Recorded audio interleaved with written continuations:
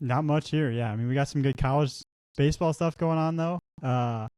Again, I'm gonna say it again. I keep saying it. NIU just keeps winning their series. They won their series 2-1 this past weekend. 25-13 overall. They're 16-8 in the MAC. They're second in the MAC. So, I mean, again, like we've talked about it a lot the past 3 weeks, 4 weeks probably. I mean, what they've been doing this year is super impressive. They've really turned it around after their first couple of years there. Coach Copeland and stuff. I mean, they're getting their recruiting classes in, I'm sure, and the guys they want there. And I mean, they're just really winning and doing well. But ISU, they swept Bradley, 26-16 on the year, 9-9 in the MVC. Illinois Chicago, they swept Youngstown State. Western Illinois went 2-1 over at Tennessee Tech. Eastern Illinois won their series 2-1 over Tennessee Martin. They're 24-15 overall and 12-6 in the OVC, and then they're tied for first place in the OVC with 4 other teams, and one of those teams is Southern Illinois Edwardsville. So some good weekends here at Illinois squads.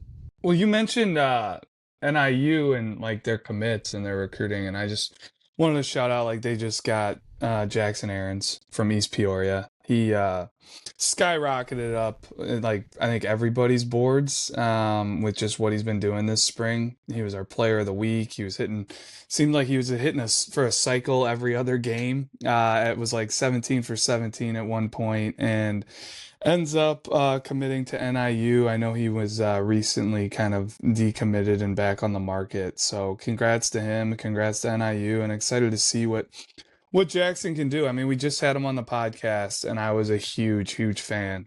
Just listening to him talk, the way he carried himself, kind of his outlook on athletics, sports, being a multi-sport guy, and I'm a huge fan of him. So excited to see what he does down the road. And then, yeah, you mentioned Eastern Illinois, and I wanted to shout out Tyler Conklin. I saw this come across my socials. They beat UT Martin 9-7 on April 24th. And in their tweet, they put how with today's win over UT Martin, Tyler Conklin broke the EIU program record for most career wins with 24. And that one just kind of fired me up because Tyler Conklin was a 2021 grad from Caneland. In high school, just really, really athletic, threw a ton of strikes, was upper 80s, and I was always just a big fan of him. Like, he was a true gamer.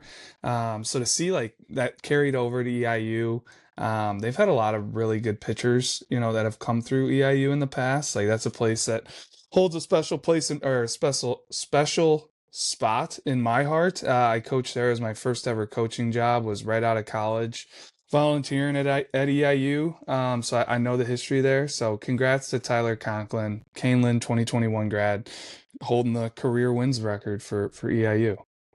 Yeah, one note that I saw come across that I just wanted to touch on is Braden Bakes at Illinois State. He won or earned another MVC Player of the Week honor after hitting .555 on the week with 10 RBIs, 8 extra base hits, 2 home runs, and then on the season, hitting .380, 12 homers, 2 triples, 16 doubles, 41 RBIs, 39 runs scored, 7 stolen bases, and 26 walks.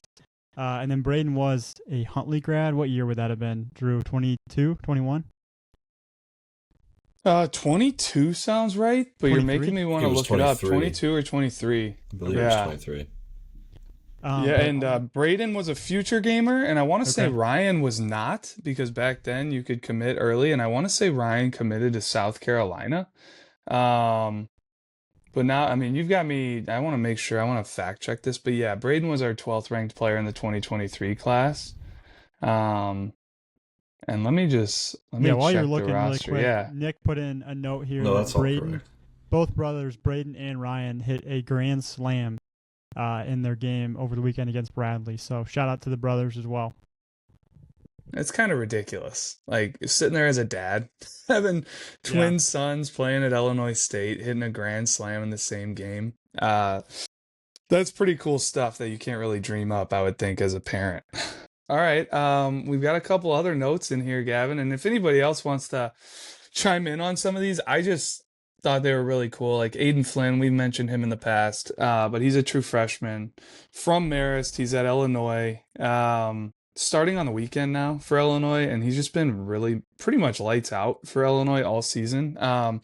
His stats year to date, he's thrown 37 innings, 30 hits, only 8 walks in 37 innings. He struck out 37, so he's striking out a guy an inning as a freshman, and he's pitching to a 3.16 ERA. And then Mississippi State.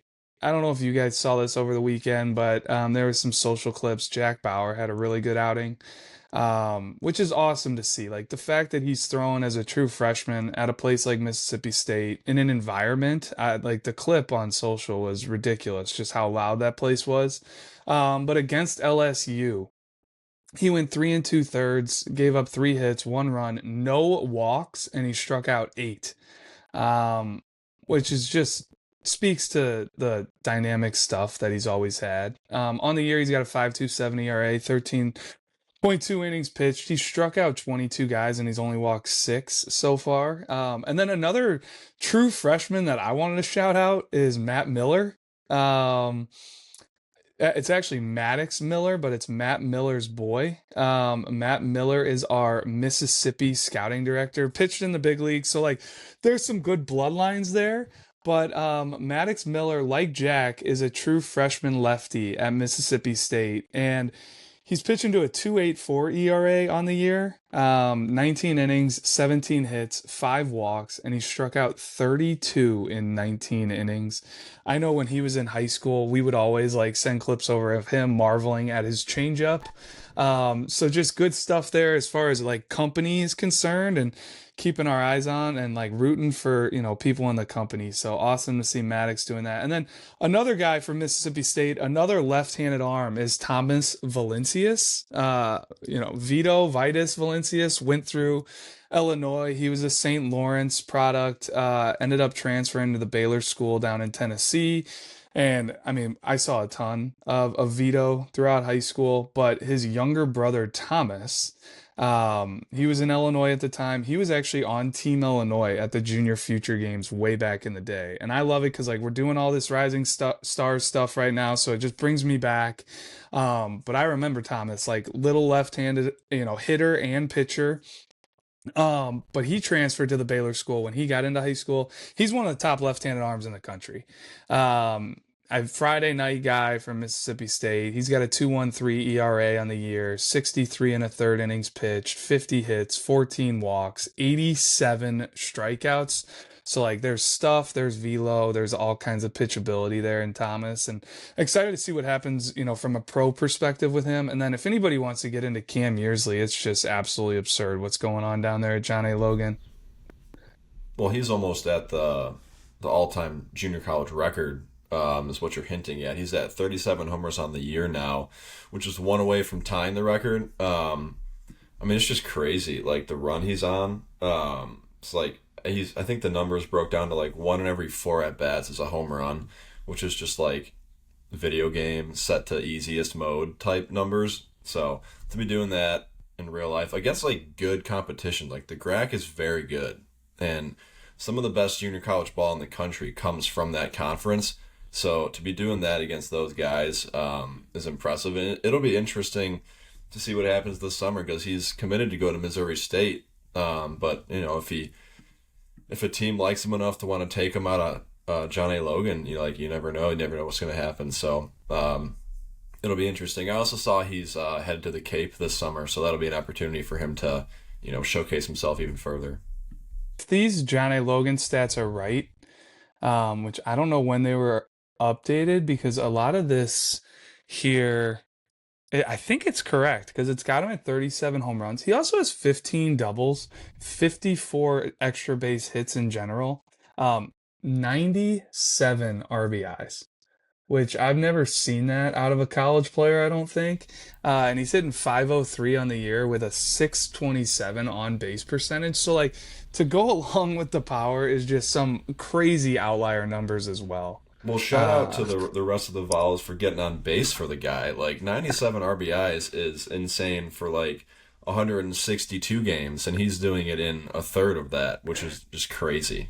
Yeah, let's see if it lists. He's played in 51 games, so he's almost at 2 RBIs a game. And just another shout out there, he's a 2024 grad from Yorkville. So love seeing Illinois guys make. I mean, he's like making obviously national news, and love when these Illinois guys are doing it on a big stage. So, like you said, curious to see what happens from a pro Missouri State standpoint within this summer. For sure. Gav, do you want to mention what we were talking about off air with the tweet regarding like the Golden Spikes and Bryce Harper? Because I saw that same tweet. It's pretty cool. I don't know what the side-by-side stats were, but there was like a screenshot of Bryce Harper's JUCO stats when he won the Golden Spikes Award, and they were not as good as Cam's stats are right now, which is pretty wild. Well, I didn't realize that you could win the Golden Spikes and not be Division 1. So that'd be pretty cool if he won that. But